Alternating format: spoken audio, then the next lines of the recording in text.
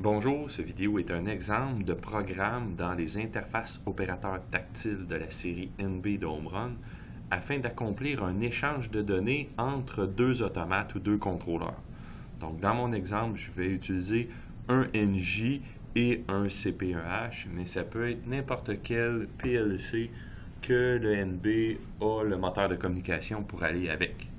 Donc, dans mon exemple, comme je disais, je vais avoir mon interface que je vais programmer dans quelques instants et j'ai un NJ à l'adresse 11, un CP1H à l'adresse 114 et qu'est-ce que je vais faire? Je vais créer un programme dans le NB pour lire deux registres de mon NJ et à les porter dans le CP1H sans même avoir rien à programmer dans les deux automates.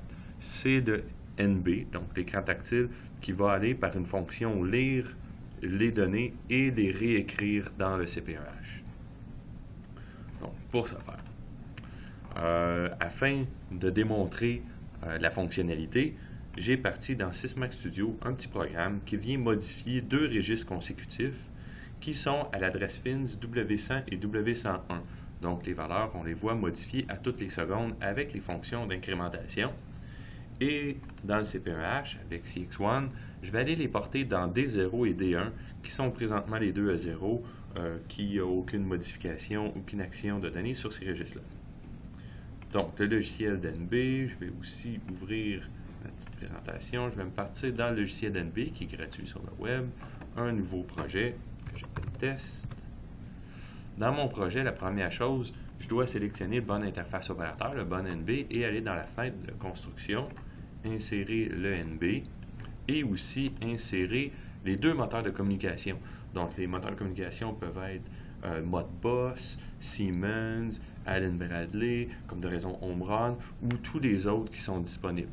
Dans mon exemple, j'ai dit que j'avais un NJ via Ethernet, c'est celui-ci, et j'avais aussi un CP via Ethernet, c'est mes deux moteurs de communication.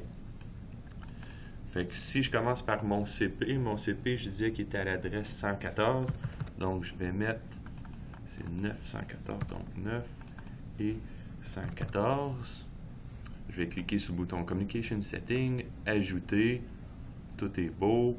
Je fais ensuite OK et OK. Maintenant, on voit que mon CP1H est lié à mon réseau à l'adresse 114. Je vais faire la même chose maintenant avec mon NJ. Mon NJ est à l'adresse 11. Donc, je vais mettre, ici c'est 9, l'adresse 11 et 11. Je vais ajouter, cliquer Communication Setting, ajouter, OK et OK. Maintenant, c'est fait. Mes deux automates sont reliés avec ces paramètres. L'interface opérateur va reconnaître les adresses de mes automates présents. Donc, qu'est-ce que je viens de faire? Ne configure pas les automates, mais bien l'interface opérateur. Dans l'interface opérateur, je fais la même chose. Je vais cliquer Ajouter. Mon interface, je vais mettre à l'adresse 115, c'est 915, excusez, 009 et 115. Comme ça ici, je vais cliquer sur le bouton Ajouter. À partir d'ici, il faut que j'ajoute deux ports de communication. Donc, j'ajoute le premier, donc pour le CP1H. Pour le CP1H, je dois venir dans la liste et choisir CP. Et je dois mettre le même numéro de nœud que mon dernier chiffre d'adresse IP, donc 115, qui est ici. Je fais OK. Et j'ajoute une deuxième fois, mais maintenant pour le NJ. Mais si c'était Modbus, je l'ajouterai une deuxième fois maintenant pour le Modbus, ainsi de suite. Donc, j'ajoute, c'est toujours 115. Maintenant, c'est le NJ et toujours l'adresse 115, qui est celui de mon interface opérateur. Donc, maintenant, la configuration est faite. Il me reste à ajouter l'outil.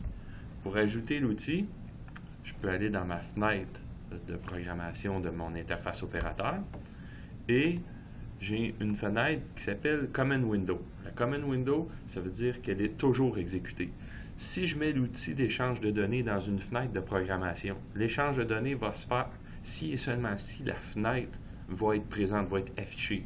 Si j'utilise la Command Window, ça veut dire qu'elle est commune à toutes les fenêtres, donc l'outil sera toujours exécuté même si j'appelle une autre page. L'outil que je vais utiliser dans les function parts, s'appelle Timer. Donc, je prends l'outil Timer, je glisse, j'amène à l'écran. Il me demande le timer à toutes les combien de temps qu'on va réexécuter l'échange de données. Bon, si je veux le mettre à toutes les secondes, je dois mettre 10 parce que c'est en 100 millisecondes en base de temps.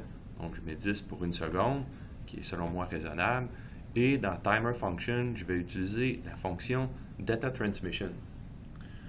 Donc, cette fonction-là permet de lire à un endroit et écrire à un autre. Fait que je vais aller chercher des mots. Je vais aller en chercher 2 de long dans mon exemple, que je disais que c'était W100 et W101 que je prends dans mon NG, que je vais porter dans mon D0 et D1 de mon CP.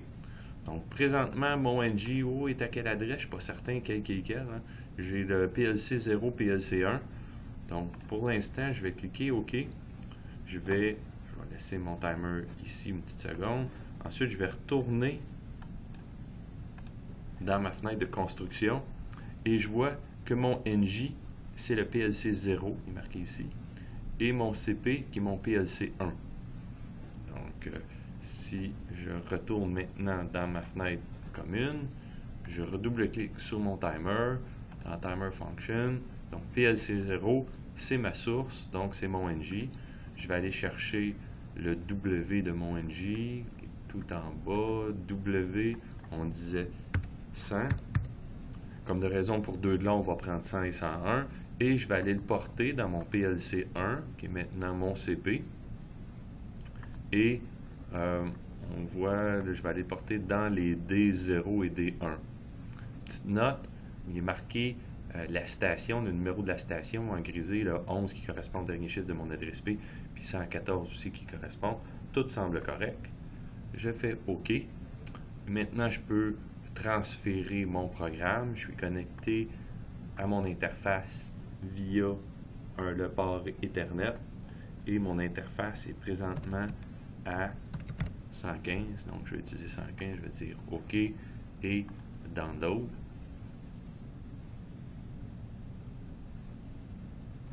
C'est en train de se transférer maintenant à l'interface opérateur, mon programme. Mon programme est maintenant en fonction sur l'interface opérateur.